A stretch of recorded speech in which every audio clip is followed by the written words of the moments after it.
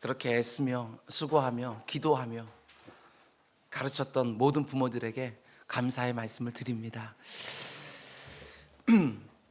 오늘은 반복하게 하는 말씀 19번째 시간입니다. 오늘 말씀의 제목은 기도의 응답이 우연의 일치일까? 이런 제목으로 말씀 전하도록 하겠습니다. 기도의 응답이 우연의 일치일까?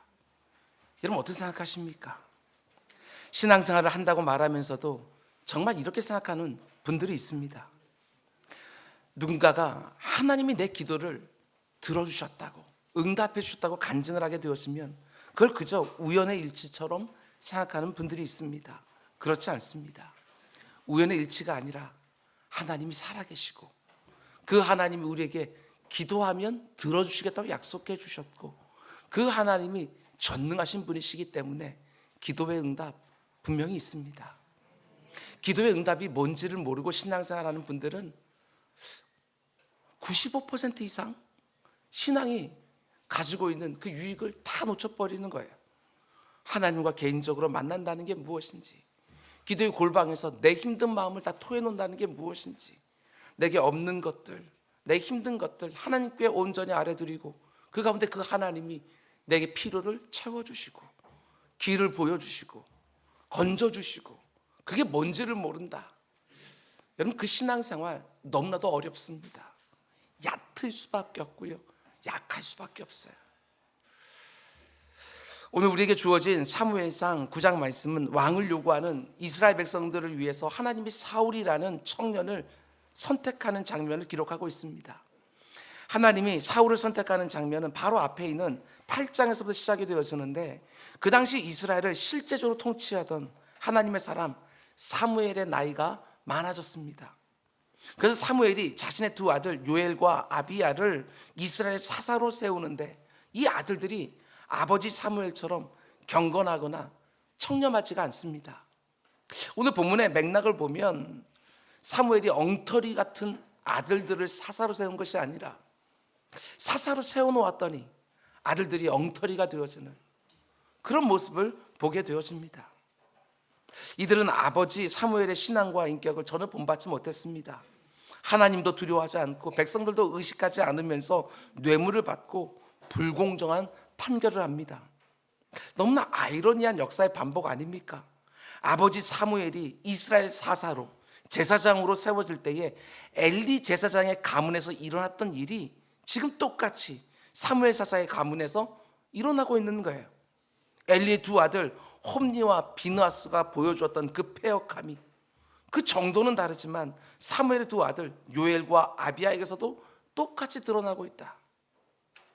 오늘이 어버이 주일인데 믿음이 있는 부모에게 가장 큰 기도 제목은 언제나 그 자녀들 아닙니까? 자녀들이 하나님을 경외하고 하나님을 전심으로 사랑하고 바르게 두려워하면서 그분이 기뻐하는 일을 하고 그분이 가증스럽게 여기는 일을 멀리하는 것, 그게 바로 믿음의 부모에게 있는 가장 큰 기도의 제목인데 이게 참 어렵습니다. 제가 늘 말씀드리는 것처럼 자녀들은 정말 그 누구도 자신할 수가 없습니다. 부모가 아무리 경건하고 탁월하다고 해도 얼마든지 엉터리 같은 자녀들이 출현할 수 있는 것이지요. 지난 주일에 우리가 함께 묵상했던 것처럼 출애굽의 위대한 영웅이었던 할아버지 모세의 가문에서도 요나단과 같은 패역한 손자가 나오는 것이지요. 너무나 경건했고 모든 일에 하나님의 뜻을 받들었던 사무엘 역시도 그 중요한 신앙의 세대 계승에 실패하고 있다. 다른 방법 없습니다. 자녀들에게 바른 믿음을 물려주기 위해서 우리 부모 세대는 그래도 부끄럽지 않은 믿음의 본이 되려고 최선을 다할 뿐이고 기도의 자리에서 오직 하나님의 은혜를 구할 뿐인 것이지요. 말로 가르치고 삶으로 보여주고 그러나 내 힘으로는 안 된다는 거 우리 겸손하게 인정하면서 늘 하나님의 은혜를 구하면서 그 자녀들에게 믿음을 심으려고 애를 쓰는 것이지요. 사무엘의 아들들이 악하게 행동하니까 이스라엘 백성들이 아버지 사무엘까지 불신임하기 시작하는 것을 보게 되었습니다. 자녀들 때문에 아버지의 지위와 역할까지 흔들리기 시작하는. 그래서 5절 말씀 보면 이스라엘의 장로들이 사무엘을 찾아와서 이렇게 요구합니다. 그에게 이르되 보소서 당신은 늙고 당신의 아들들은 당신의 행위를 따르지 아니하리. 이게 두려운 거예요. 부모가 경건하게 살면서 좋은 본이 되었는데도 자녀들이 그 행위를 따라 살지를 않습니다. 자녀들이 하나님을 두려워하지도 아니하고 백성들의 눈도 의식하지 않으니까 어떻게 합니까? 아버지 사무엘의 통치도 더 이상 신임받지 않는 거예요. 그리고 이렇게 요구합니다. 그러므로 모든 나라와 같이 우리에게 왕을 세워 우리를 다스리게 하소서. 이스라엘 백성들은 엘리 제사장의 두 아들 홈리와 비느하스의 경우도 분명히 보았고 사무엘의 두 아들 요엘과 아비의 경우를 잇따라 본 거예요. 그러면서 사사 제도에 더 이상 소망이 없다고 판단을 한 것입니다. 엘리 뒤를 이어서 사무엘이 이스라엘 지도자가 되었는데 똑같습니다. 그 자녀들이 하나같이 엉터리고 패역한 거예요. 이스라엘 백성들 사이에서 그 사무엘 귀에 들렸는지 안 들렸는지 모르겠지만 소문이 돌지 않았겠어요? 엘리 제사장의 아들들도 그렇게 엉터리더니 사무엘의 아들들도 저 모양이구나, 이런 소리가 소문이 나지 않았겠냐고요. 그래서 이제는 사사 제도가 아닌 새로운 제도, 왕정 제도를 요구하기 시작한 거예요. 겉으로만 보면 왕을 세워달라는 이들의 요구가 일견 정당해 보이는 면도 있습니다. 그러나 사무엘의 아들들의 부정과 부패는 단지 표면적인 이유일 뿐이고 속마음은 다른 데 있었습니다. 5절 뒷부분을 보면 이렇게 말하는 것이죠. 그러므로 모든 나라와 같이, 그러므로 이제 우리도 모든 이방 나라들처럼, 이런 뜻이지요. 우리도 이제 이방 나라들처럼 살고 싶다. 지금 이 말을 하는 거예요. 자녀에게 믿음을 물려주는 일에 실패할 수 있는데 그것이 빌미가 되어서 하나님이 세워놓으신 통치 제도까지도 지금 흔들고 있는 그런 상황이에요. 이스라엘 백성들이 지금 하나님의 신정 정치를 거절하고 있는 것입니다. 하나님의 직접적인 통치를 거절하는 거예요. 이제는 사사제도와 같은 하나님이 직접 사사들을 세워서 다스리는 신전 정치는 이 시대에 맞지가 않다. 우리 눈에 탁월해 보이는 사람을 왕으로 세워서 나라를 통치하는 전혀 새로운 제도를 세울 때가 이제 되었다. 이렇게 생각하는 것이지요. 우리가 늘 주변 국가들로부터 침략을 당하는 것은 사사제도가 체계적이지 못하고 시대에 뒤떨어진 낡은 제도이기 때문이다. 유일한 대안은 정치제도 자체를 바꾸는 것이다. 이렇게 판단하는 거예요. 그래서 왕을 요구합니다. 우리도 이방 나라들처럼 왕을 세워주십시오. 당연히 사무엘은 백성들의 이런 요구를 기뻐하지 않았습니다. 물론 자기 아들들의 타락과 부패에서 초래된 일이었기 때문에 아버지 사무엘도 면목이 없는 것은 틀림없지만 그래도 아닌 것은 아니잖아요. 저는 사무엘의 이 마음이 얼마나 복잡했을까, 이런 생각이 듭니다. 분명히 저 백성들 따끔하게 혼을 내줘야 되는데 자기 아들들이 지금 문제가 되고 있는 거예요. 그러니 아버지 사무엘의 마음이 얼마나 복잡했을까.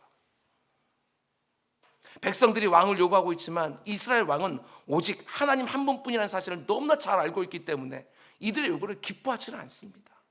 그러나 백성들이 너무나도 강하게 요구하니까 사무엘은 어쩌지를 못하고요, 기도의 자리에 나가서 그 답답한 마음을 토해놓기 시작하는 거예요. 하나님, 백성들이 이렇게 패역한 요구를 합니다. 제가 이제 어떻게 하면 좋겠습니까? 저들에게 그저 강하게 말할 수도 없습니다.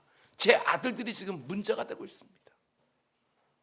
그래서 하나님이 이렇게 말씀하시지요. 7절, 여호와께서 사무엘에게 이르시되 백성이 네게 한 말을 다 들으라. 이는 그들이 너를 버림이 아니요 나를 버려 자기들의 왕이 되지 못하게 함이니라. 사무엘은 이스라엘 백성들이 자신과 자기 집안을 버렸다고 생각한 것 같습니다. 그런데 하나님은 사무엘아, 아니다. 그들이 너를 버린 것이 아니라 지금 나를 버린 거다. 하나님이 하시는 말씀을 보면 지금까지 누가 이스라엘의 왕이었다는 것입니까? 하나님이 친히 이스라엘 왕이 되어서 직접 그들을 다스려 오셨다는 말이지요. 출애굽의 과정 중에도, 광야를 지나가는 중에도, 또 가나안 정복 전쟁을 벌이는 중에도, 또 그 땅을 정복하고 400년 동안 사사들이 나라를 다스리는 과정 중에도 이스라엘 실제 왕은 하나님 자신이었다는 거예요. 하나님이 필요할 때마다 사사들을 세워서 자기 백성들을 직접 통치하셨던 것이지요.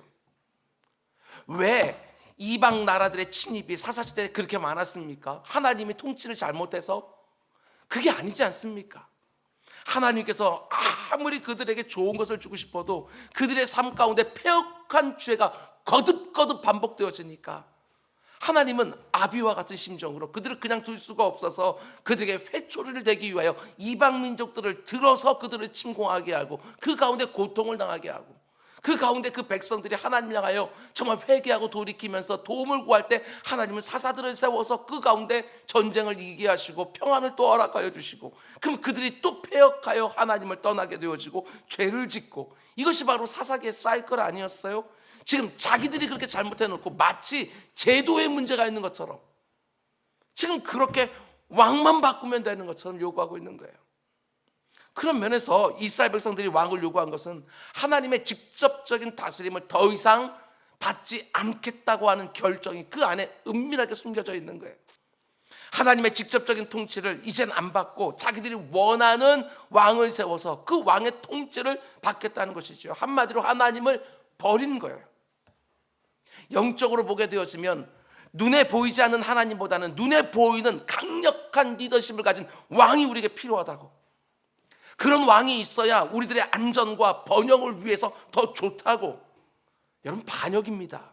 집단적인 반역을 일으키고 있는 거예요. 하나님은 더 이상 안 필요한 것이지요. 근데 하나님이 이들의 패역한 이런 요구에 어떻게 하시지요? 이게 참 놀랍습니다. 다른 나라들처럼 자기들에게도 왕을 달라고 아우성치는 그 백성들의 요구를 하나님이 들어주셔요. 근데 왜 그들의 패역한 요구를 하나님이 들어주셨을까? 제가 답은 알고 있어요. 많은 신학자들의 책도 참고했고 주석도 참고해서 거기에 정답이 다 나와 있어요. 그런데 이번에 이 말씀을 묵상할 때는 좀 다른 생각이 드는 거예요. 저도 이제 나이가 좀 들어가고 우리 자녀들도 다 장성하기 시작을 하니까 아버지 하나님의 마음이 좀 이렇게 느껴지는 거예요. 아무리 말을 해도 안 들을 게 틀림없으니까 그들의 요구를 그냥 들어주신 것은 아닐까. 아직은 말을 해도 알아듣지를 못하니까 어떤 경험을 직접 하게 하고 때를 기다리시는 건 아닐까, 이런 생각이 드는 거예요. 그러면서 한 장면이 딱 떠오르는데 누가복음 15장에 나오는 탕자의 비유 말입니다. 그 둘째 아들이 그 아버지에게 패역한 요구를 해요. 아버지가 살아있을 때는 유산을 갖다 요구하는 것이 아닌데 이 둘째 아들이 아버지께 먼저 유산을 갖다가 달라고 말하고 유산을 아버지가 내어주시잖아요. 아버지는 알아요. 이 아들에게 유산을 지금 주게 되어지면 어떤 일이 벌어질지 아버지는 알아요. 그런데 그 아들의 요구를 끝내 거절하지 못하고 그 재산을 나눠주는 모습을 보게 되어서요. 왜 그랬을까? 아버지 없는 삶 그래 한번 경험해 보라고. 바득바득 우기니까 한번 경험해 보라고. 인간이 왕이 되어서 너희들 다스린 삶 한번 경험해 보라고. 그들의 그 패역한 요구를 들어주시는 것은 아닐까, 이런 생각이 들어요. 그러나 하나님 그냥 왕을 주시진 않았습니다. 너희가 원하는 왕정 제도가 어떤 결과를 가져오게 될지 분명한 경고도 함께 주시는 거예요. 왜 이런 경고를 하셨을까? 당연하지요. 그 경고를 듣고 그만 요구하라고. 너희들 안에 있는 그 패역한 요구 이제 그만 그치라고 한 것은 아닐까. 11절 이하의 말씀들을 보면 왕정 제도가 가져올 부정적인 결과들을 이렇게 말씀해 주십니다. 너희들이 세워달라고 하는 그 왕이 너희 아들들을 데려다가 병거와 말을 관리하게 할 것이고 왕의 밭을 갈게 할 것이고 추수하게 할 것이고 왕의 무기도 만들게 할 것이다. 그 왕이 너희 딸들도 데려다가 요리하게 할 것이고 떡을 만들게 할 것이고 온 백성들에게 과중한 세금을 거둬서 왕의 관리와 신하들에게 주게 할 것이고 결국 너희는 그 왕의 종이 되리라. 이 모습이 바로 그 당시 다른 나라들의 왕정 정치가 만들어내고 있었던 결과였거든요. 근데 이 백성들이 착각한 거예요. 마치 정치 제도만 바꾸면 모든 것이 다 잘 될 것처럼 착각한 거예요. 오늘날 우리들도 그럴 때가 많이 있지 않습니까? 어떤 정치가 잘 돌지 못하는 그런 모습들을 바라보면서 정말 엉터리 같은 일들이 계속 반복되는 모습을 보면서 제도가 잘못되었다고, 사람을 잘못 세웠다고 이런 말들 많이 하지만 살면서 할수록 제도의 문제 같지 않습니다. 사람의 문제 같지도 않은 거예요. 인생은 다 인생이죠. 아무리 탁월해 보이고 훌륭해 보이는 사람이라도 죄인일 뿐이죠. 사람에게 소망을 두는 것이 아니라 오직 하나님께 소망을 두고 살아야 되는 것이 하나님의 백성인데, 자기들의 왕만 바꾸면 되는 것처럼 하나님을 보좌에서 끌어내리고 사람을 그 위에 앉히려고 하는 그 폐역한 반역을 지금 저지르고 있는 거예요. 하나님은 그들의 숨은 의도까지 다 보시면서 사무엘에게 말씀하십니다. 사무엘아, 그들이 원하는 대로 왕 줘라. 왕정 제도를 직접 경험할 수 있도록 그들의 요구를 들어주시지요. 그러나 누구를 왕으로 세워야 되는지, 어떻게 세워야 되는지는 하나님이 결정하십니다. 인생들의 손에 맡겨놓지 않으시고 하나님 직접 이스라엘의 첫 번째 왕을 선택해서 주시는 거예요. 오늘 본문 9장 말씀이 하나님이 어떤 사람을 어떻게 왕으로 세우는지 그 부분을 보여주는 것이거든요. 하나님의 의도하심은 분명합니다. 하나님의 눈은 이미 이 땅에 오시는 자신의 독생자 예수 그리스도께 가 있는 거예요. 모든 것을 정의와 공평으로 다스리면서도 겸손하셔서 나귀를 타실 자신의 아들에게 그 눈이 이미 가 있는 거예요. 아무리 탁월하고 출중한 인생이라도 너희들의 진짜 왕은 될 수 없다는 사실을 이제부터 왕으로 세워지는 무수한 인생들의 한계와 연약감과 악함을 보여주시면서, 이 사무엘 상하 말씀이 끝나게 되었으면 사울왕이 서게 되고 다윗왕이 서게 되고 그 뒤로부터 열왕들이 쫙 출현하게 되어질 텐데, 그 왕들의 모습을 하나하나 보여주시면서, 자 봤지? 이게 인생이야. 아무리 탁월해 보이는 다윗왕이라 할지라도, 히스기야 왕이라 할지라도, 요시야 왕이라 할지라도 그 가운데 속에 어떤 한계가 있는지, 어떤 연약함과 어떤 악함이 있는지 그걸 다 보게 하심으로써 만왕의 왕이 되시는 예수 그리스도를 이 인생들로 하여금 간절히 소망하게 하시는 그 기나긴 역사가 지금 출발하고 있는 거야. 여러분, 이 땅을 살아가면서 그 어떤 순간에도 하나님만이 나의 왕이라는 사실 여러분 잊지 마시기 바랍니다. 그분의 백성으로 사는 것이 가장 행복하고 가장 안전하고 가장 풍요롭습니다. 그 왕을 온전히 신뢰하게 되어지고 그 왕에게 나의 모든 것을 다 의탁해 놓고 살아가는 그분의 백성들로 우리 모두가 될 수 있기를 주님의 이름으로 축원을 드립니다. 그러면 하나님이 어떤 사람을 이스라엘의 첫 번째 왕으로 선택하시느냐? 본문 1절과 2절 말씀 보면 하나님이 사울이라는 청년을 왕으로 선택하는데, 사울이 어떤 사람인지 이렇게 소개해요. 베냐민 지파의 기스라 이름하는 유력한 사람이 있으니 그는 아비엘의 아들이요 스롤의 손자요 베고라스의 증손이요 아비아의 현손이며 베냐민 사람이라. 기스에게 아들이 있으니 그의 이름은 사울이요 준수한 소년이라. 이스라엘 자손 중에 그보다 더 준수한 자가 없고 키는 모든 백성보다 어깨이만큼 더 컸더라. 사울을 소개하면서 그의 아버지 기스를 소개합니다. 기스는 베냐민 지파에 속한 사람이고 유력한 집안의 사람이다. 그러니까 사울은요 베냐민 지파 사람인 거예요. 베냐민 지파는 제가 지난주에도 말씀을 드렸지만 가장 작은 지파예요. 지난 시간에 본 것처럼 한 레위인의 그 패역한 첩여기, 이걸 들으면서 베냐민 지파와 나머지 11지파 사이에 전쟁이 벌어지는데 그 가운데 베냐민 지파 사람이 거의 다 죽어요. 장정 600명이 남아요. 한 지파가 멸절돼요. 그런데 그 가운데 속에 이 기스라는 사람의 가문은요 이스라엘에서 유력한 집안이었다. 다 망했는데 그의 아버지, 그의 할아버지가 그 가문을 갖다 이렇게 세운 거예요. 그래서 이스라엘 전체에서 유력한 집안이 된 것이지요. 한마디로 사울이라는 청년은 아주 뛰어나고 출중한 가문 출신이다, 그걸 말해주는 것입니다. 거기다가 사울은 아주 준수한 청년이었어요.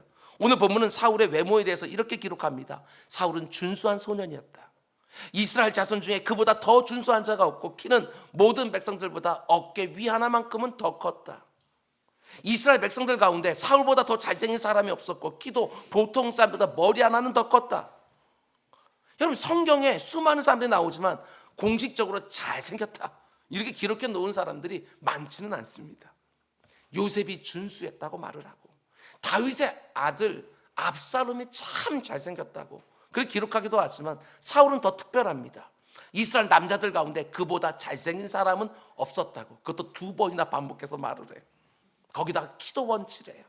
다른 사람들보다 머리 하나는 더 컸다. 유력한 가문 출신에다가 깎아놓은 것 같은 외모의 키도 상당히 컸다. 완벽한 조건을 갖췄다는 말을 성경이 이렇게 표현하고 있는 거예요. 사람들이 아무리 많이 있어도 그 가운데 눈에 도드라지게 탁 튀어나오는 사람, 그게 바로 사울이었다는 것이지요. 딱 보기만 해도 왕감처럼 보이는 사울을 하나님이 이스라엘 초대 왕으로 낙점하신 거예요. 근데 저는 하나님이 사울을 선택하시는 그 모습 안에서 하나님이 일하시는 방법이 참 놀랍구나, 이런 생각이 들었어요. 하나님이 일하시는 방법. 이스라엘 백성들이 하나님의 직접적인 통치를 거절하지 않았습니까? 이방 나라들처럼 우리가 왕을 세워달라고 하나님을 보좌에서 끌어내리고 사람을 세우겠다고 거세게 요구하는 거예요. 그러면 하나님의 마음이 충분히 상할 수 있는 거 아니겠어요? 너희들이 감히, 이러면서 크게 분노하면서 그 패역한 백성들을 엄히 벌할 수도 있어요. 거기다가 하나님께서 경고까지 해주셨잖아요. 너희들이 몰라서 그렇지 왕이 세워지면 너희들에게 이런저런 폐해가 있을 것이다, 이 정도까지 말씀하셨으면 거기서 딱 멈춰야 되는데 계속해서 왕을 세워달라고 난리를 친 거예요. 여러분, 그런데 너무 놀라운 것은 하나님이 왕을 세워주는데 어떤 방식으로? 저는 이게 너무나도 은혜가 되는 거예요. 너희들 한번 고생 좀 해봐라 이러면서 형편없는 사람을, 악독한 사람을 왕으로 세워주는 것이 아닙니다. 누가 봐도 왕감처럼 보이는 근사한 사람을 왕으로 세워주시는 거예요. 이게 바로 하나님이 일하시는 방법이라는 거예요. 비록 왕을 요구하는 것이 하나님이 원하는 바는 절대로 아니었지만 하나님이 그들의 요구를 들어주시겠다고 작정하셨을 때 가장 적합한 사람을 고르고 또 골라서 그들에게 허락해 주시는 거예요. 이게 바로 하나님이 일하시는 방법이고, 이게 바로 그분의 은혜라는 거예요. 하나님이 우리에게 뭔가를 허락하실 때는 대충 주지 않습니다. 하나님이 고르고 골라서 언제나 가장 좋은 것을 주시는 것이지요. 물론 하나님이 주시는 것이 내가 원했던 것은 아닐 수 있어요. 그러나 틀림없는 사실은 내게 가장 좋은 것을 언제나 주신다. 대충 주시는 것이 아니라 최고와 최선의 것을 우리에게 늘 허락해 주신다.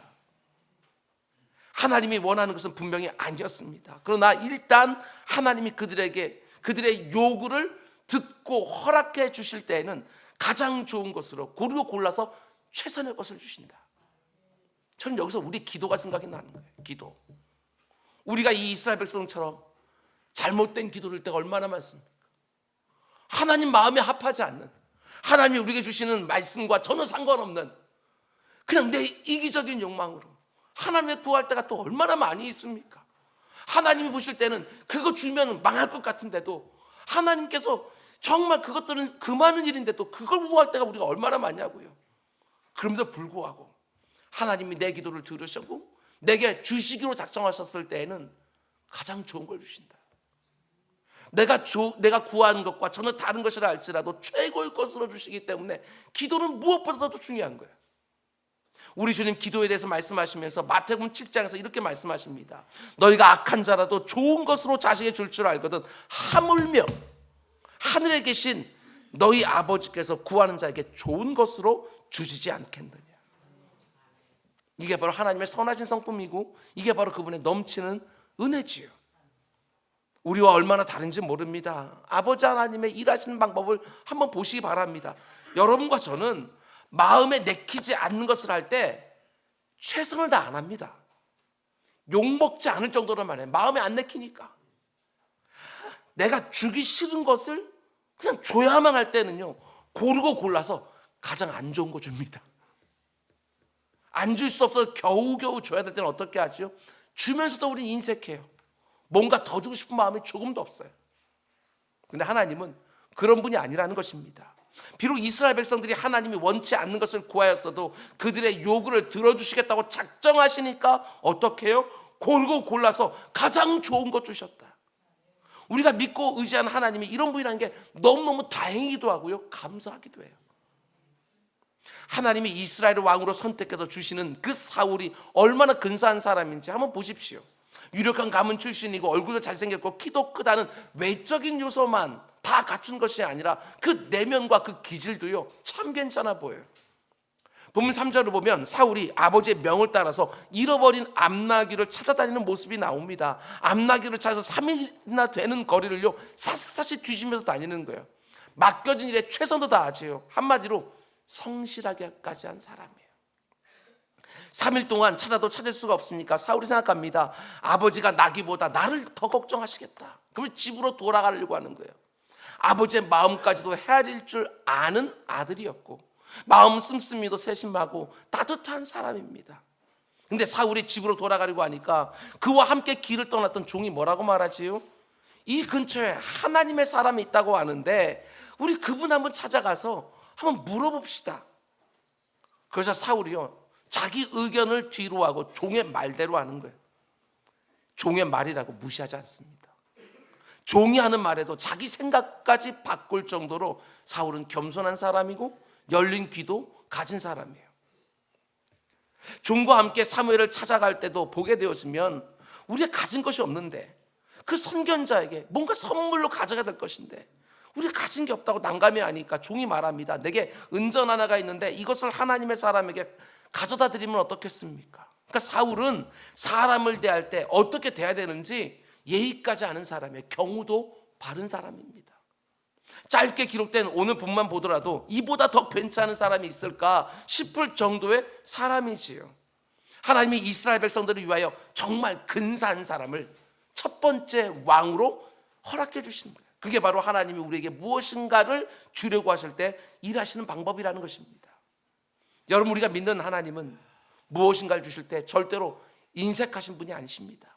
하나님이 안 주시면 몰라도 뭔가를 주기로 결정하시면 정말 최고의 것, 최선의 것을 주시는 거예요. 그래서 야고보 사도는 그 하나님에 대하여 이렇게 고백하는 것을 보게 되어집니다. 너희 중에 누구든지 지혜가 부족하거든 모든 사람에게 후히 주시고 꾸짖지 아니하신 하나님께 구하라, 그리하면 주시리라. 하나님은 후히 주시는 분이시다. 그것도 누구에게 후히 주신다고 말씀하십니까? 모든 사람에게 후히. 모든 사람이다. 모든 사람. 저 사람은 믿음이 좋고 신앙생활 잘하니까 후히 주고, 나는 믿음도 안 좋고 신앙생활 제대로 못하니까 박하게 주시고, 그런 차별이 없다는 거예요. 하나님은 자신에게 구하기만 하면 모든 사람들에게 후히 주신다는 것입니다. 나에게 구하기만 하면 내가 후히 주리라. 우리가 믿는 하나님이 이렇게 후하신 분이라는 거예요. 하나님이 왜 이런 말씀을 주시겠어요? 그러니 기도하라고. 우리가 얼마나 하나님을 기도하지 않으면 하나님께서 이런 약속들까지 우리들에게 허락해 주시면서 구하기만 하면 내가 후히 주겠다고. 네가 자격이 되든지 조건이 되든지 이런 거 안 보고 구하면 가장 좋은 거 주겠다고 하나님께 우리 약속하고 계시는 거예요. 근데 문제는 뭐예요? 우리는 기도하지 않아요. 하나님께 기도하는 것처럼 기도하지 않을 때가 얼마나 많은지 모른다는 거예요. 지혜가 부족하면 구해라. 그럼 내가 그 지혜를 후히 주리라. 너희 쓸 것이 모자라냐? 내게 구해라. 그럼 그걸 채워주리라. 뭔가를 갖다 찾고 있는데 그것이 안 보이냐? 그렇다면 나에게 구해라. 네 눈에 훅 하고 들어올 수 있도록 내가 그것을 네 앞에 갖다 놓으리라. 말씀한데 불구하고 우리는 기도의 능력을 제대로 믿지를 못하는 거예요. 아니, 기도의 능력을 믿지 못하는 것이 아니라 내 기도를 받으시는 하나님이 어떤 분인지를 내 삶에 경험하지를 못하는 거예요. 하나님의 후하신 성품 때문에 하나님께 구하는 것은 절대로 실패하지 않아요. 오늘 본문의 이스라엘 백성들처럼 비록 하나님의 뜻에 맞지 않는 요구를 할지라도 하나님이 일단 그 요구를 들어주겠다 결정하시면 가장 좋은 것으로, 그것도 후히 주시고 모든 사람에게 조금도 아끼지 않고 우리에게 가장 좋은 것을 주셔요. 그 하나님 아버지가 얼마나 후히 주기를 원하시는 분이신지 심지어 자기 아들까지 줬어요.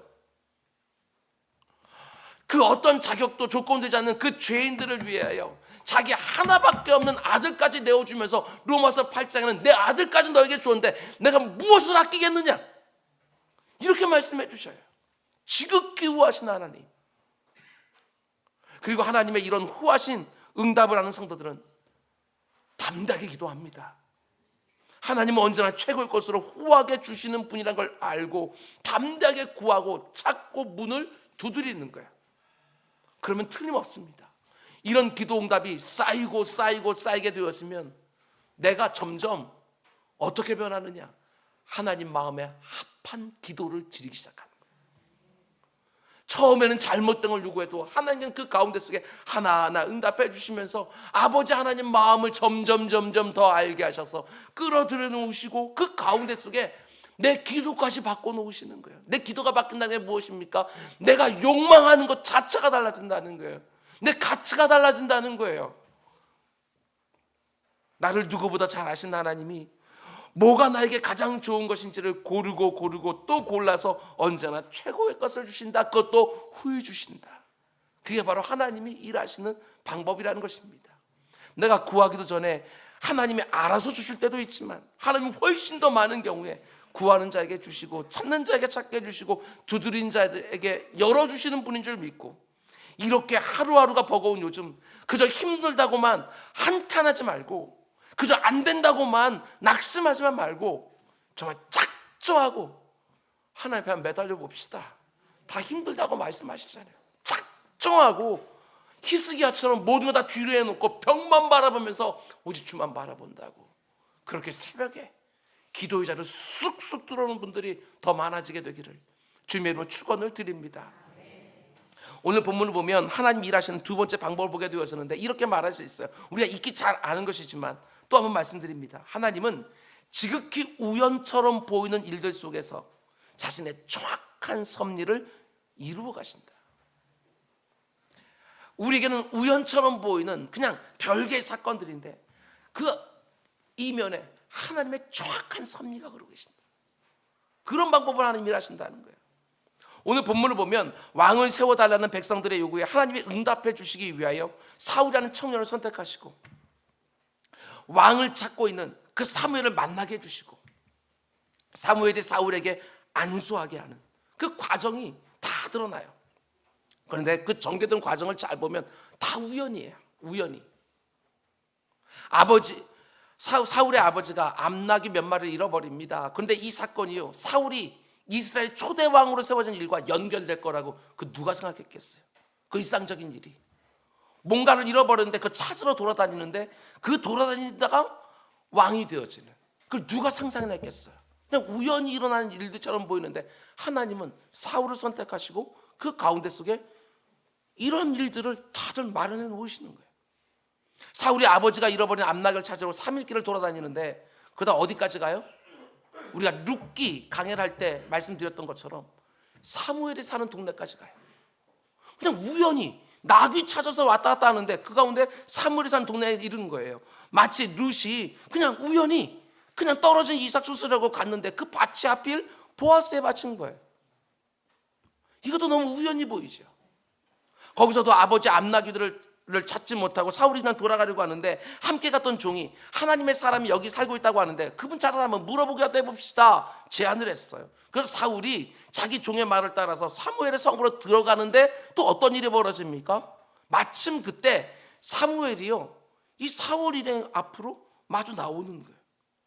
이거 막장 드라마 아닙니까? 우연히 계속 겹치고 있어요. 14절, 그들이 성으로 올라가서 그리로 들어갈 때에 사무엘이 마침 산당으로 올라가려고 마주 나오더라. 사울과 사무엘의 만남을 오늘 본문이 마침이라는 부사로서 표현하고 있는데, 여러분 마침이라는 뜻이 무엇입니까? 공교롭게도 딱 그 시간에 뜻하지 않게 우연히, 이런 뜻 아니겠어요? 사무엘이 마침 산당으로 올라가려고 마주 나오더라. 전혀 의도했거나 계획하지 않은 만남이었다는 것입니다. 왕을 세우려고 하는 사무엘과 그리고 하나님이 이스라엘의 초대 왕으로 선택하신 사울의 만남이 마침 공교롭게도 뜻하지 않게 우연히 일어난 사건처럼 보이는 거예요. 오늘 본문의 사건만이 아닙니다. 성경을 보면 이렇게 우연히 일어난 것처럼 보이는 사건들이 참 많이 나오지요. 사도행전 8장을 보면 빌립 집사가 광야로 나가는데 거기서 우연히 누굴 만나요? 이디오피아의 내시를 만나요. 여기서 내시라고 해서 가볍게 생각하면 안 되고요, 이디오피아는 한 나라를 온전히 다스리는 그 왕의 바로 밑에 있는 사람 말하는 거예요. 그가 예루살렘에 올라가서 제사를 드리고 자기 나라로 돌아가는 그 마차를 타고 있을 때 그 안에서 뭘 읽냐면 이사야의 글을 읽었다. 사도행전 8장 보면 이렇게 되어 있어요. 이사야의 글을 읽었다. 그때 빌립 집사가 그 모습을 봐요. 그래서 그 가운데 속에 네가 읽는 것이 무엇이냐라고 얘기했더니 이사야의 글이라고. 이걸 다 이해하느냐? 아니 가르쳐주는 사람도 없는데 내가 이걸 어떻게 다 이해하겠냐고. 그래서 빌립사가 보니까 그 이사야의 그 글 속에 담겨져 있는 그 빌립이 만난 내시가 읽고 있었던 그 이사야의 글이 무엇이에요? 이게 정말 우연치 않지요. 그 내용이 바로 우리가 잘 아는 고난받는 어린 양 이야기예요. 이사야서에 나오는 정말 도살장으로 끌려가는 어린 양 이야기를 그 내시가 읽고 있었던 거예요. 이게 뭘 상징하는지 하나도 모르잖아요. 빌립사 알켜줘. 이게 바로, 이 어린 양이 바로 예수 그리스도라고. 그분이 우리 죄를 위해서 대신 죽으시고 그분이 부활하셨다고 그걸 설명해 주는 거예요. 그때 이 내시가 그 가운데 예수를 영접하고 세례를 받고 자기 나라로 돌아가요. 그때 그 이디오피아, 아프리카 그 지역에 복음이 증거되기 시작해요. 우연이지요. 그런데 이걸 하나님의 섭리라고 우리가 부인하겠습니까? 하나님이 그렇게 하시는 거지요. 요셉이 자기 형들에게 죽을 뻔했는데 마침 형들이 요셉을 죽이러 갈 때 그때 마침 뭐가 지나가요? 애굽으로 내려가는 미디안 상인들이 지나가요. 왜 하필 그때? 하나님이 척척척척 그들을 지금 보내고 있는 거 아니에요? 그걸 보고 형들의 마음이 그냥 아예 노예로 돈 받고 팔자. 그래서 그곳을 지나가는 미디안 상인들에게 자기 동생 요셉을 파는데 요셉이 애굽으로 가가지고 누구네 집으로 팔려가요? 애굽의 군대 장관 보디발의 집으로. 우리는 이 모든 것들이 다 우연이라고 말할 수가 없어요. 그때는 우연이라고 생각할지 모르겠지만 시간이 지나면 우연이 아니구나. 하나님 연출하시고 각본이고 하나님 감독돼서 이 모든 걸 다 하신 거구나. 이걸 알게 되어지는 거예요. 하나님이 하시는 일이 정말 많은 경우에 우연히 일어나는 것처럼 보이지요. 그런데 우연히 일어나는 일이 나중에 보게 되었으면 우연이 아니었구나. 하나님이 다 하셨구나. 우연처럼 보이지만 하나님의 섭리 가운데 촉각 일어난 필연이었다는 게 필연. 근데 동시에 이런 점도 놓치면 안 됩니다. 오늘 본문을 잘 보면 사울의 삶 이면에서 일어나고 있는 마치 우연처럼 보이는 하나님의 그 보이지 않는 섭리가 툭하고 그의 삶 바깥으로 튀어나오게 하는 도구가 있다는 거예요. 우연처럼 보이는 하나님의 섭리를 사울의 삶에 필연적인 일이 되게 하는 연결고리가 나오는 거예요. 그게 무엇이겠습니까? 오늘 본문이 보여주는 것처럼 그게 바로 사울의 성실함과 겸손함이고 그의 태도고 그의 인격이고 사울의 그 됨됨이가 마치 우연처럼 보이는 하나님의 감춰진 섭리를 눈에 보이는 필연으로 드러나게 하는 통로가 되고 있는 거예요. 여러분, 우연과 필연이 무엇입니까? 여러분, 우연이라고 하는 것은 제 말로 정리할게요. 우연이라고 하는 것은 어떤 결과가 일어났어요. 근데 원인이 뭔지를 몰라요. 그게 우연이에요. 원인이 설명이 안 되니까 그냥 우연이라고 말하는 거예요. 그냥 어쩌다 보니까 그게 된 걸로. 필연은 무엇입니까? 어떤 결과가 일어나 봤는데 이게 왜 일어났지 하고 보니까 아, 이것 때문에 이런 일이 일어났겠구나. 필연적으로 일어났겠구나. 그게 필연이에요. 오늘 본문을 보면 3일길을 헤매면서도 포기하지 않고 아버지의 나귀들을 어떻게든 찾으려고 했던 사울의 성실함이 하나님의 보이지 않는 섭리를 만나는 조건으로 작동하고 있는 거예요. 그 성실함이 없었다고 한다면 삶을 못 만났죠. 종의 말도 무시하지 않고 자신의 계획을 돌이켜서 사무엘을 만나러 간 그 사울의 그 겸손함, 종의 말까지도 경청했던 그의 겸손함이 하나님의 섭리를 맞닥뜨리게 해준 거예요. 하나님이 일하시는 세 번째 방법은 이와 같습니다. 내 안에 있는 어떤 됨됨이를 사용하셔서 자신의 우연처럼 보이는 섭리를요 나로 하여금 맞닥뜨리게 해요. 굉장히 신비해요. 이걸 어떻게 설명해야 될지 모르겠어요. 하나님의 섭리를 얘기할 때마다 이걸 어떻게 설명할 수가 없으니까. 그리고 인간 편에서 그럼 아무것도 필요 없느냐? 이것도 아닐 텐데. 그런데 우리가 분명히 드러난 사진만 보게 되었으면 내 안에 있는 어떤 됨됨이가 하나님의 보이지 않는 그 섭리를 맞닥뜨리게 한다고요. 그래서 인간 편에 보게 되었으면 그것이 우연이 아니라 필연처럼 느껴지게 되어지는 거예요. 하나님이 일하시는 세 번째 방법은 내 안에 있는 어떤 됨됨이를 사용하여 자신의 우연처럼 보이는 그 섭리를 바깥으로 드러내신다는 것입니다. 사울이 가진 인격, 그의 성품, 그의 태도, 그의 성실함과 겸손함을 통하여 자신의 섭리를 그의 삶에 필연적으로 드러나게 하신 거예요. 잘 들으셔야 돼요. 하나님이 내 삶에 계획하신 뜻을 이루어가는 방법이 바로 그분의 섭리라는 것인데 그 섭리가 내 삶에 필연적으로 딱딱 맞아떨어지게 하는 그 연결고리가 바로 나의 인격과 나의 태도와 나의 열심과 나의 노력과 나의 믿음과 나의 성실함과 나의 겸손함이라는 것입니다. 하나님이 정해놓으신 일들은 내가 가만히만 있어도 하나님 정하셨으니까 그게 이루실 것이지, 내가 어떻게 살든지 그거 상관없이 하나님이 정하신 뜻은 다 이루어진다, 이런 말만 하고 있지 말라는 거예요. 하나님이 뜻하신 일이 내 삶에 실제로 적용되게 하는 요소들이 틀림없이 있는데, 그런 요소들을 내가 준비할 생각은 하나도 안 하고 내 삶에 그분의 선하신 뜻이 다 이루어지기만을 기대한다? 아닙니다. 그게 하나님의 섭리를 믿는 성도의 자세가 아니라는 거예요. 너무나 많은 경우에 나는 하나님의 섭리를 믿기 때문에, 하나님이 이루신 뜻이 이루어질 것을 믿기 때문에 나는 아무것도 안 해야 된다, 이렇게 생각하는 그 사람들 향하여 하나님 말씀하셔요. 이 악하고 게으른 종아, 네가 나를 정말 믿는다고 한다면 왜 네 최선을 보이지 않느냐? 내가 반드시 네 삶을 인도하신다고 정말 믿는다고 한다면 왜 너의 아무리 초라한 최선이라 할지라도 그 작은 물고기 2마리와 보리떡 5개 왜 주님의 손에 올려놓을 생각을 하지 않느냐? 이 말하는 거예요. 제가 종종 예를 들지만, 저는 설교 원고 이거 준비하느라고 몸살날 정도로 최선을 다해 와요. 그런데 늘 제가 경험하는 게 뭐냐? 이게 은혜지요. 제가 준비할 때 최선을 다해서 원고를 준비하지만 설교할 때 하나님은 더 좋은 걸 주셔요. 저는 그게 얼마나 감사한지 몰라요. 저는 말씀을 전하면서, 그렇지, 이게 내 안에서 나오는 게 아니지, 이게 나의 최선은 요 정도밖에 수준이 안 되는데 하나님 더 많은 것들을 주시지, 이걸 늘 경험을 해요. 그런데 제가 그것을 오해하여 내가 아무것도 준비 안 해도 하나님은 내 입술에 말을 주실 것이다, 지금까지 공부 많이 해놨으니까 강단에 서기만 하면 줄줄줄 하나 둘 셋 하면 말씀을 주실 것이다, 이렇게 생각해서 강단에 딱 쓰게 되어지면 한두 번쯤은 그 가운데도 많은 분들 은혜 받고 스스로도 만족할 수 있어요. 그런데 내가 3번째도 준비 안 하고 강단에 쓰고 4번째도 5번째도 계속 그렇게 하고 있다고 한다면 그는 악하고 게으른 종이 하나님을 만홀히 여기는 거예요. 악한 것을 심고 좋은 것을 거두길 원하는, 그게 하나님 믿는 것입니까? 아니요, 그건 하나님 믿는 게 아니에요. 하나님을 경히 여기는 것이죠. 우리가 너무 잘 아는 것처럼 사울이 왕이 되었을 때 그는 변해버립니다. 왕이 되기 전에 가지고 있었던 그 귀한 인격과 성품과 그 삶의 태도를 왕이 된 다음에는 다 잃어버려요. 사울은 왕이 된 이후에 교만해졌습니다. 순종하지도 않고 이젠 성실하지도 않아요. 그게 또 어떻게 되어집니까? 사울에게 있는 교만과 불순종과 그 불성실함이 하나님의 징계와 심판을 불러오게 하는 또 다른 연결고리가 되어지는 거예요.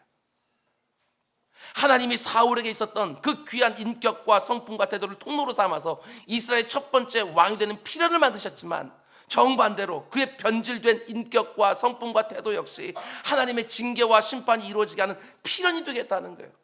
그런 면에서 볼 때 사울은 우연히 왕이 된 것도 아니고 우연히 망한 것도 아니에요. 우리는 하나님이 정하신 게 뭔지 몰라요. 많은 학자들과 목사님들이 그렇게 말씀하시지요. 하나님은 사울을 세워놓고 그 다음에 다윗을 주려고 하셨다. 그래서 사울과 다윗을 대비시켜서 두 남자 이야기하면서 뭔가 얘기를 하고 싶어 해요. 그런데 저는 딱딱 떨어지게 뭘 말할 수는 없을 것 같아요. 하나님의 그 감춰진 섭리가 무엇인지는 모르지만 인간 편에서 보게 되었지만 사울의 그 형편없는 변질된 모습이 그를 왕으로 폐하셨구나. 이건 우리에게 주는 교훈이 되어져요. 하나님의 섭리가 어디 있는지 우리 그걸 어떻게 알아요? 우리가 보이지 않는 하나님의 손길인데, 그냥 우리 편에서 얻는 교훈은 있어요. 하나님께서 사울의 이런 면을 사용하셔서 왕이 되게 하셨구나. 하나님께서 사울의 이런 모습 때문에 그를 폐하셨구나. 이건 우리에게 주는 교훈이 되어지는 거예요. 우리는 그것을 설교를 통하여 적용하는 거예요. 하나님을 온전히 믿지요? 근데 믿는데 그 하나님이 하시는 일들과 내 삶이 정말 맞닥뜨리게 하는 그 지점에 나의 최선과 나의 열심과 나의 수고와 나의 믿음과 이런 것이 있었다고 우리는 그것을 믿음으로 받아들이는 거예요. 그리고 하나님 앞에 정말 좋은 모습 보이길 원하는 거예요. 사울의 경험만이 아닙니다. 성경에 나오는 우연처럼 대부분 보이는 그런 사건들마다 사람들의 됨됨이를 하나님이 사용하셨던 것을 우리는 보게 되어져요. 앞에서 예를 들은 것처럼 광야에서 이디오피아 내시가 빌립지 사람을 만난 사건, 그것이 우연처럼 보이지만 아니요, 필연이었어요. 왜냐? 이디오피아 그 내시는요, 절기 때마다 예루살렘에 올라와서 하나님께 제사를 드렸던 경건한 사람이었어요. 뿐만 아니라 그 마차를 타고 가면서 하나님의 말씀을 읽고 있었던 이방인, 그 모습을 하나님께는 다 아셨고 필립을 보내주신 건 아닐까. 그의 그런 하나님의 말씀을 알고 싶어하는 그의 그 간절한 소망이 하나님 빌립을 보내준 필연적인 역사가 된 거 아닌가, 이런 생각이 드는 거예요. 이방인 백부장 고넬료와 유대인이자 초대교회 수장이었던 베드로가 만나지 않습니까? 이것이 사도행전에서 얼마나 중요한지 몰라요. 복음이 유대인들에게만 갇혀 있다가 이방인으로 흘러가게 되어진 결정적인 사건이 되거든요. 그런데 고넬료와 베드로가 만나는 그 사건 가운데에도 뭔가 숨겨진 게 있는 거예요. 그게 무엇입니까? 하나님은 그들의 경건한 삶을 보셨어요. 베드로도 기도하는 중에 환상을 보고 고넬료도 기도하는 중에 환상을 봐요. 그들의 경건한 기도 습관을 통하여 하나님은 자신의 감춰진 섭리를 드러내는 연결 통로로 사용하셨다고요. 우리가 좀 봐야 되는 부분이 있어요. 우리가 경험하는 기도의 응답 마찬가지예요. 이 세상에 어떤 사람들은 우리 기독교가 말하는 기도의 응답을 놓고 그거 우연의 일치 아니냐 이렇게 말하지만 그렇지 않아요. 제가 설교 중에 종종 인용하는 기독교 사상가인 C.S. 루이스는 자신의 책에 이런 일화를 담아놓고 있습니다. 강의 중에 한 학생이 C.S. 루이스에게 물어요. 교수님, 기도 응답이라는 게 정말 존재합니까? 단지 우연의 일치를 놓고 그리스도인들이 저 응답받았다고 설레발치는 거 아닙니까? 이렇게 말한 거예요.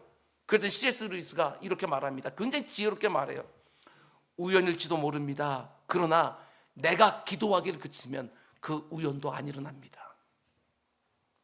이렇게 말한 거예요. 제가 믿기로는 전 우연이 없다. 아무리 작은 일 가운데도 하나님의 합력하여 이루시려고 하는 뜻이 담겨있다. 전 그렇게 믿어요. 그런데 지금 내 앞에 일어난 일을 놓고 이게 우연인지 하나님의 섭리 가운데 일어나는 일인지 그거 분별을 애쓰지 마시고 기도하시라. 그걸 말씀드리고 싶은 거예요. 기도하고 있으면 아무리 우연처럼 보는 일이라 할지라도 그게 응답으로 다가오는 것이고, 기도하고 있으면 지금 당장은 우연처럼 보이지만 나중에 보게 되었지만 하나님의 뜻을 이루어가는데 필연적으로 필요했던 사건이었다는 걸 우리가 알게 되어지거든요. 이게 중요합니다. 그 우연한 일들이 하나님의 필연과 연결되는 과정을 보면 믿음이 있었기 때문에 연결된 필연이었고, 간절한 기도에 대한 하나님의 응답으로 나타난 필연이었고, 사람 편에서의 됨됨이, 성실함과 겸손함, 그것과 정확하게 연결된 필연이었고, 주어진 상황에서 늘 최선을 다하고 있는 나의 삶의 태도와 연결된 필연이었다고 성경 곳곳에서 말해주고 있는 거예요. 내 삶의 이면에서 보이지 않는 하나님의 손길, 그것이 바로 신비한 그분의 섭리인데, 그 눈에 보이지 않는 하나님의 섭리를 내 눈에 확연하게 드러나게 하는 인간 편에서의 연결고리, 그것이 바로 내 믿음, 내 인격, 내게 주어진 상황 속에서 내가 드리는 나의 최선.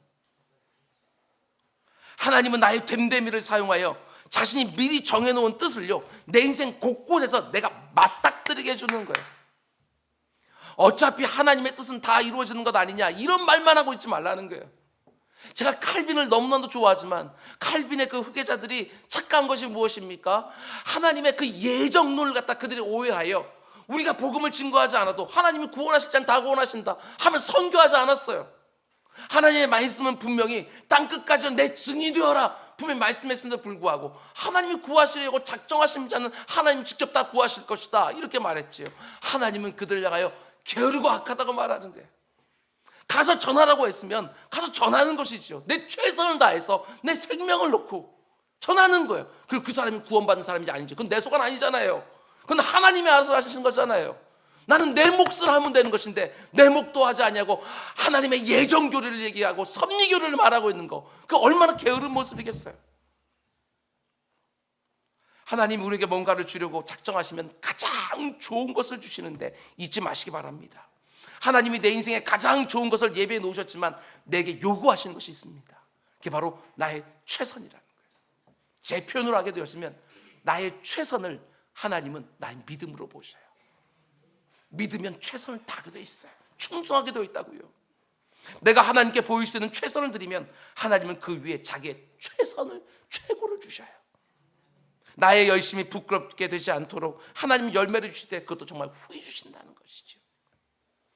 여러분, 게으른 사람은 하나님의 섭리가 지나가고 있는 길을 절대로 맞닥뜨리지 못해요. 게으른 사람은.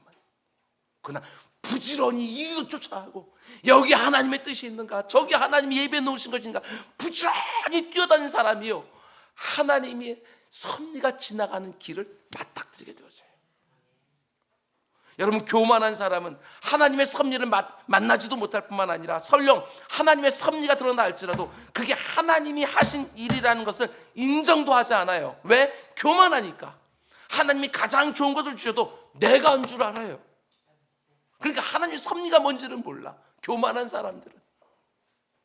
그러나 하나님이 언제나 나에게 가장 좋은 것을, 그것도 후히 주신다는 것을 딱 믿고 나의 성실함과 나의 겸손함과 나의 최선을 늘 보여드리면 지금까지 보이지 않았던 하나님의 섭리, 내 인생 이면에서 역사하시던 하나님의 그 보이지 않는 그 손길이요, 내 눈에 보이기 시작하는 거예요. 맞닥뜨린다고요. 맞닥뜨린다고요. 저는 우리 가운데 속에 이제 내일부터 시작되면 한 주간 동안에 그런 분이 정말 있기를 원합니다. 하나님의 그 보이지 않는 그 섭리가 유유하게 쫙 흐르고 있는데 여러분들 최선을 다해서 하나님 나를 보내신 자리에서 나에게 맡긴 자리를 감당하다 보니까 그 가운데서 마치 우연처럼 하나님 섭리가 딱 맞닥뜨리는 사람들, 부지런히 다녔는데 저 앞에서 사무엘이 내려오고 있는, 가서 열심히 주웠는데 그 밭이 보아스의 밭인, 정말 열심히 정말 하나님 원하시는 일도 하고 있었는데 그 가운데 빌립 집사를 만나서 예수 그리스도를 영접하는 이 놀라운 역사. 우리가 믿는 하나님이 이런 분인 줄 알고 성실함과 겸손함으로 하루하루의 길을 여러분 열심히 걸어가시기 바랍니다. 그렇게 주어진 하루하루를 걸어가다 보면 하나님이 정하신 그 필연이 정말 우연처럼 내 삶에 다가오는 거예요. 내 이면에서 역사하시던 하나님의 그 보이지 않는 손길이 내가 살아가는 삶의 일상 가운데 확연히 드러나는 순간을 내가 맞닥뜨리게 되어지는 거예요. 이렇게 내 힘으로 안 되는 것이 수두룩하고 빈손으로 걸을 때가 너무나 많은 이 시대에 내게 가장 좋은 것을 언제나 주시는 하나님이 일하시는 방법, 나의 됨됨이 하나하나도 너무나도 요긴하게 사용하시는 하나님이 일하시는 방법, 이 자리에 있는 모든 분들이 다 경험할 수 있게 되기를 주님의 이름으로 축원드립니다. 우리 기도하겠습니다.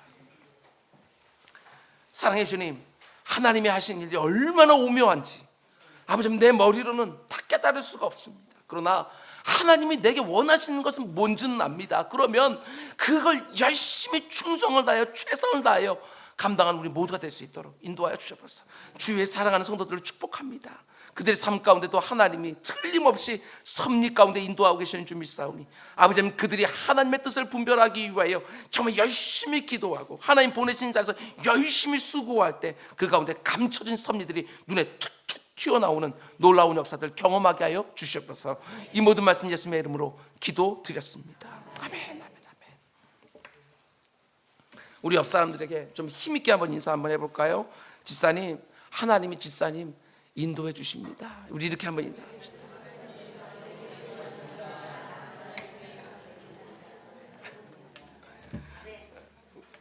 찬송가 우리 539장 우리 1절만 찬양합니다. 539장입니다.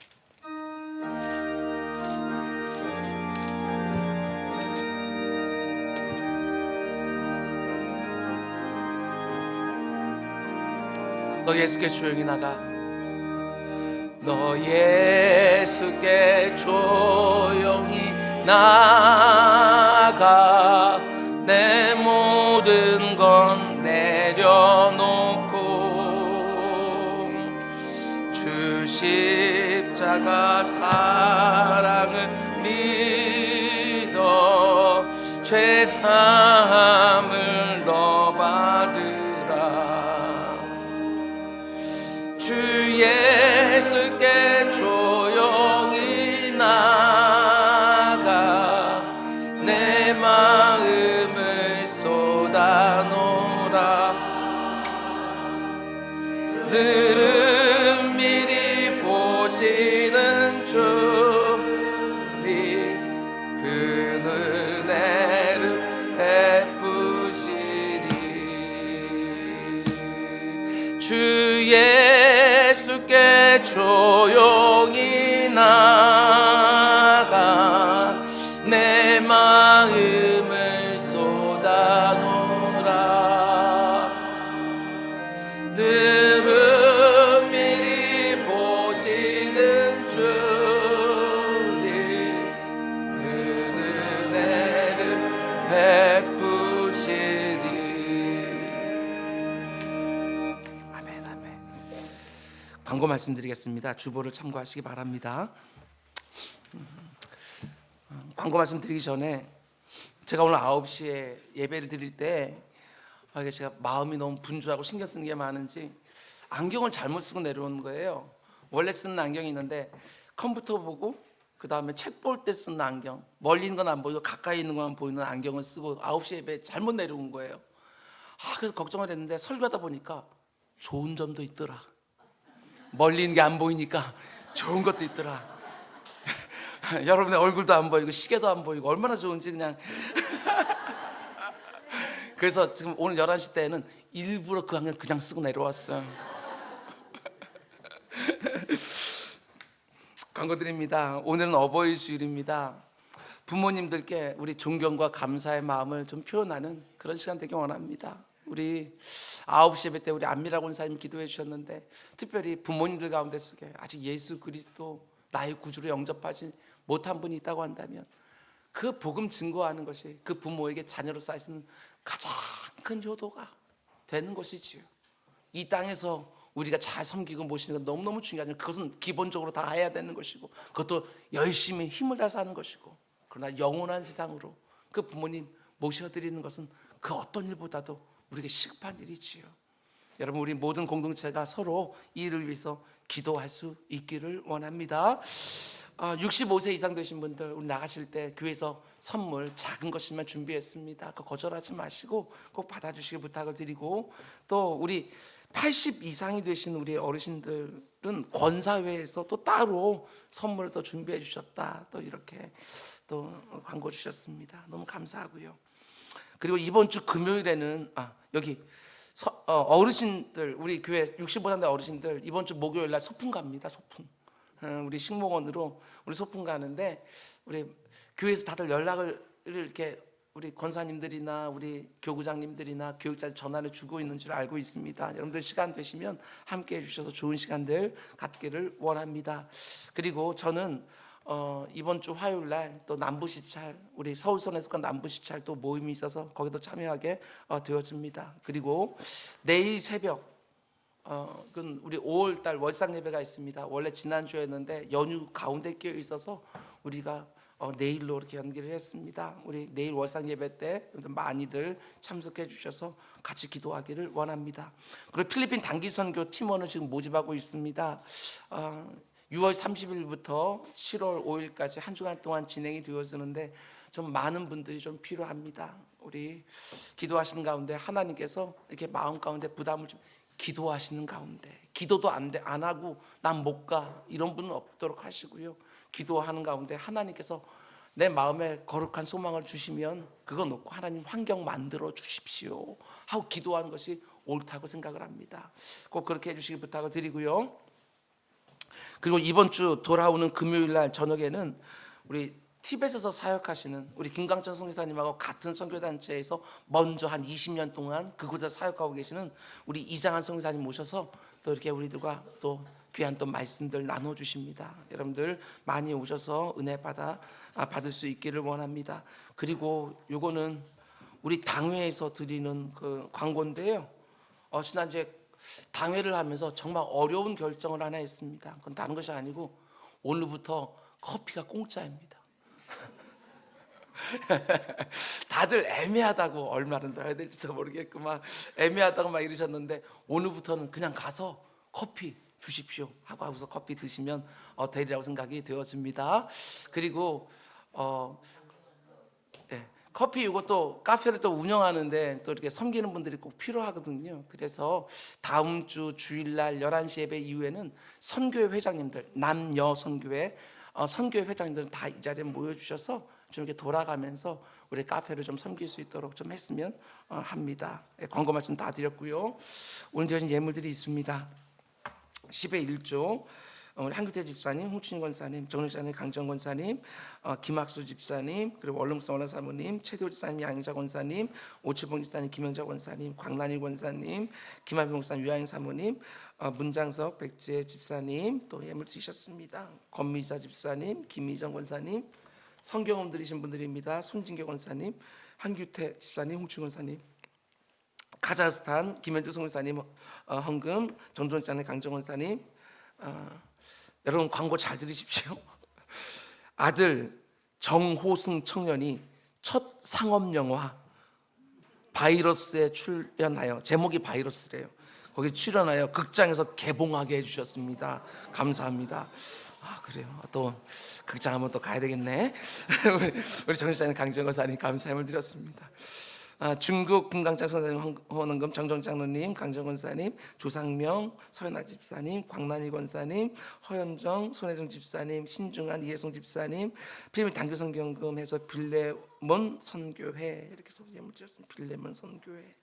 그리고 한병문 집사님, 김희정 권사님, 김남균 진전 집사님, 그리고 비전원금 한규태 집사님, 홍춘희 권사님, 손징여 권사님, 조상명 서연아 집사님, 광란희 권사님, 이미자 집사님, 원룸성 원룸 사모님, 김태정 권사님, 박동환 장로님, 김여인 권사님, 류병 장순희 집사님, 그리고 이대호 집사님 감사, 홍현철 신정 집사님 하나님 많이 감사합니다. 오칠봉 집사님, 김영자 권사님 하나님의 은혜를 항상 감사드립니다. 우리 김동자 집사님, 보기선 집사님 범사에 감사합니다. 양순자 권사님 주님 은혜 감사드리며 신호 권사님, 백은조 권사님 은혜 가운데 수술 잘 마치고 성도님 덕분에 무사히 퇴원할 수 있도록 해주시니 감사합니다. 최희주 집사님 예물 드렸습니다. 우리 최금숙 권사님 어머님이 지난주에 우리 또 수술을 또 받으셨고, 또 우리 남편 되시는 우리 최희주 집사님 오늘 같이 와서 예배 지금 함께 드리고 있습니다. 우리 아버님 잠깐만 일어나서 인사 한번 해주시겠어요? 우리 박수님 잘 오셨습니다 하고.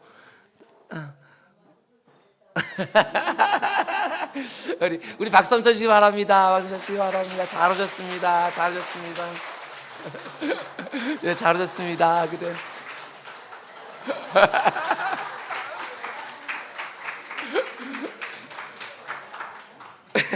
우리 범사에 감사합니다. 홍성희 권사님, 범사에 감사 장유정 집사님, 김정우 이하진 집사님, 범사에 감사 신수 집사님, 범사에 감사 송명 권사님, 범사에 감사합니다. 안백수 안미라 집사님, 주연선 집사님, 주님의 은혜 감사드립니다. 판현 권사님, 서영대 정수미 집사님, 평강하게 감사드립니다. 우리 정명자 목사님, 모든 것이 주님의 은혜입니다. 잉글리시아의 경험하면서 남정 집사님, 류변 장순희 집사님, 정기 집사님, 교육부서 유아부 해서 빌레몬 선교회 후원원금 또 드렸습니다. 그리고 나무인 집사님 1.5 드립니다. 이수창 안미선 은지 가족 놓고 윤혜순 목사님, 정정순 권사님 주님의 진심으로 감사드립니다. 박수영 장로님, 최건숙 권사님 1천 번째 모세 여호수아 갈렙이 다윗 2가 드렸습니다. 우리 다 잘 일어나셔서 우리 오늘 말씀 생각하면서 우리 주가 일하시네 우리 함께 찬양합시다. 우리 녹록지 않은 일상이지만 요즘이지만 우리 믿음으로 나아갑시다. 주님이 일하신다.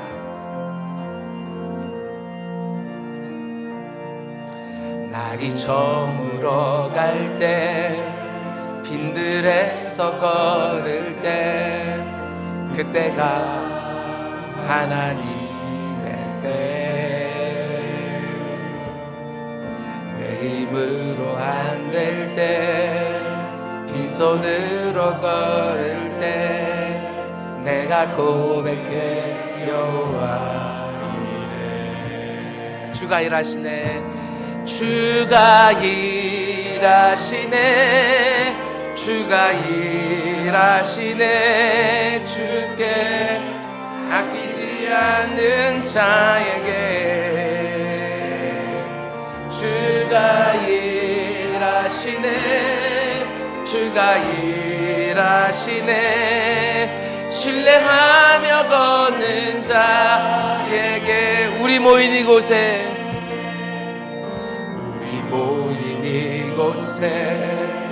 주님 함께 계시네. 은혜 아버지 은혜